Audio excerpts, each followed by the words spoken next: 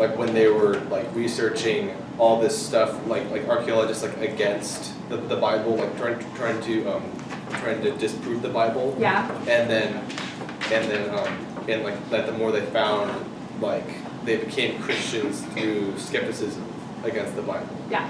Yeah. Like yeah. That's how. Their skepticism actually led them to seeking, and their seeking led them to the truth about Scripture. Yeah, that's great. So, were we on the news stories? Yeah. Yeah. And so, does anybody have a thought as to why those things aren't publicized?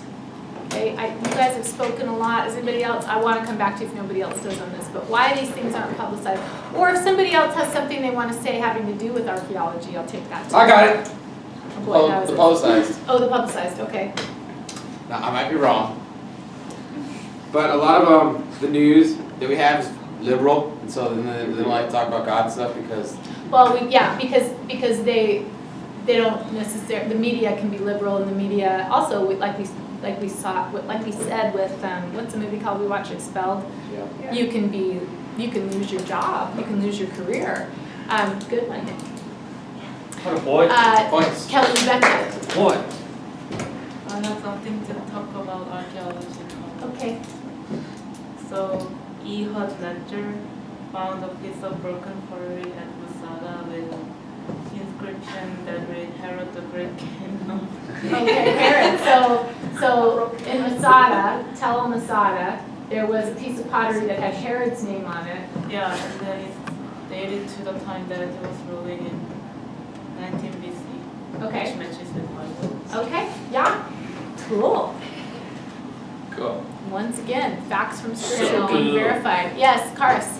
In 1993, archaeologists discovered a royal plaza that had stone slabs of Aramaic inscriptions that said King of Israel and House of David. Okay, yeah. And up until that time, there was a lot of speculation that David was a mythical character. And so people said, well, no king could win that kind of battle. No king could create that kind of, what's the word I'm looking for? Kingdom, create that kind of whatever. There's a lot of stories having to do with David that are kind of supernatural.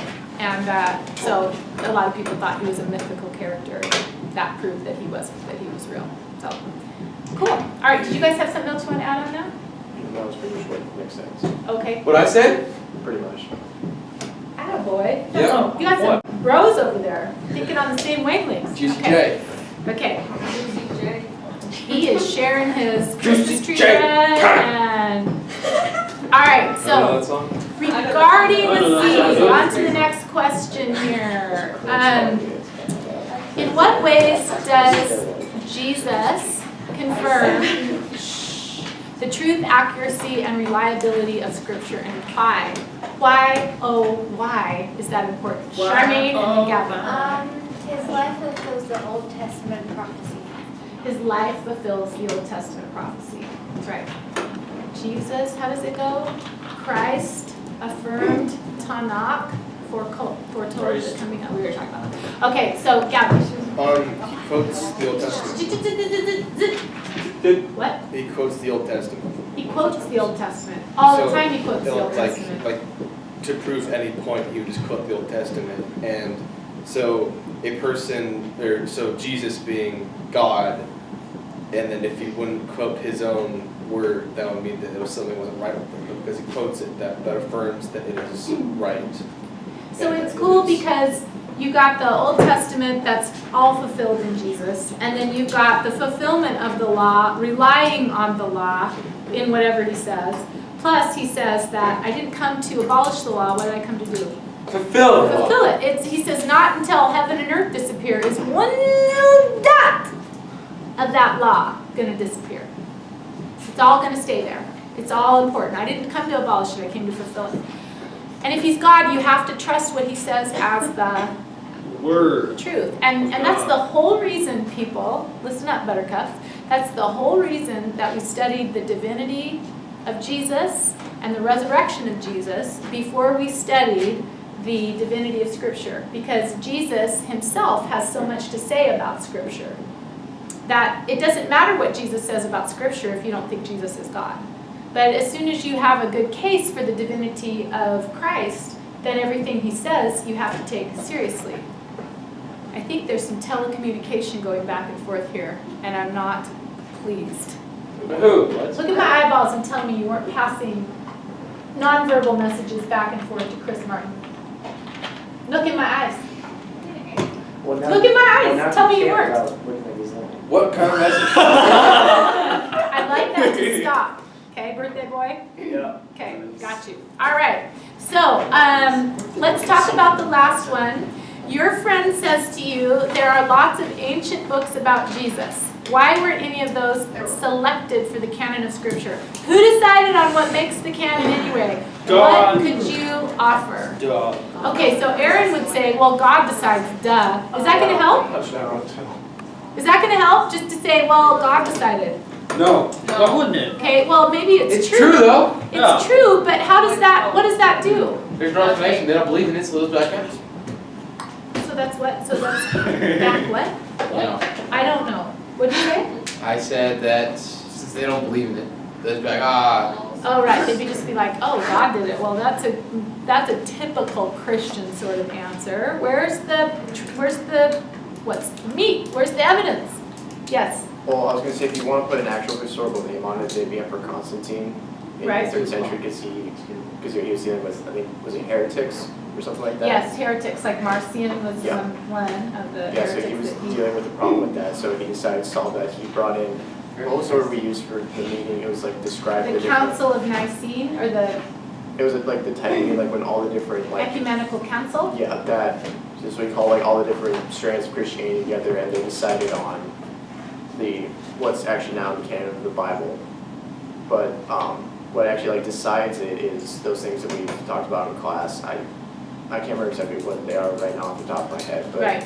if you look at all the other books, people say, well, why wasn't this selected? It doesn't fit those standards. Yeah. And I don't know if the council actually decided that, or is that just something that matches up with the Yeah, books the in Bible? council, you would be completely mischaracterizing what happened with Constantine if you were to say that the council made a decision about what books are in and what books are out. All the council did was affirm what the church had held for 3 centuries as to be Scripture. And so they needed a formal proclamation of that because Rome was now a Christian state, and there were a lot of heretics trying to claim something about Christianity or what books were true and what books weren't. And so that's why Constantine established it with the Council of Nicaea. And that's when the canon of Scripture really became the canon. You know, beforehand the church had embraced it, but nobody had made it official.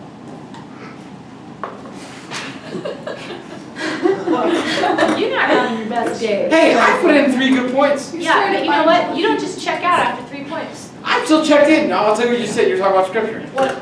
That's easy. The whole discussion's about Scripture. What specifically about Scripture was I saying? Want me I to? don't know. I was eating cranberries. No, you were talking about the reliability of Scripture. Why don't you just confirm the truth, accuracy, and reliability? How do we do that? I'll tell you how. Actually, Ooh. we were on the next question, so it's that for you. All right. So, Charmaine, did you have a thought? Okay. So some of the ancient books weren't selected because they were not written in the lifetime of eyewitnesses. Oh, what books might those be? No, what would it be? That word gospel. Gnostic. Gnostic. The Gnostic Gospel. I love it. Nice work. Awesome Okay, job. you know, Nick is happy that you came up with that because he certainly couldn't have at that moment because he was focused on the last question, or was he focused at all? I was focused. He was just trying to focus on his cranberries. His cranberries, I think they're pomegranate seeds. All right. All right, so does anybody else have anything they want to add to any part of this discussion? People, has everybody spoken? Did you mark my name? I think everybody's talked, actually. Oh. I think so. Valentina. Yeah, she hasn't. Don't make Valentina talk. She doesn't even know what this is about. She doesn't. Well, Never heard of the Bible? She can share some insights. Am I right? Okay, so Am I right? what we're gonna Her do, views. for the last 20 minutes is we're going to watch a clip from the Da Vinci Code, okay? And the reason we're going to do that is because there's a section of it that where the leader or the anyway, goodbye. That's the end of the discussion. You can kind of stand. Everybody say goodbye. Goodbye. Bye. Bye. You guys, because you have Jackson in your class. Shout out to Cameron. Jackson, great. Because you have Jackson in your class, you guys are always the discussion movie stars, and no other class gets put on Edmodo. Number one. Go around again. Okay? All right. USA. That's good. No, We're it's done. no. All right. No, 3 times. So, No, 4 times the charm. the desks back so you can watch this, all right? Let's get rid of your One more hand. time, Jackson. One more time. 3 times Take an charm. hour and a half. No,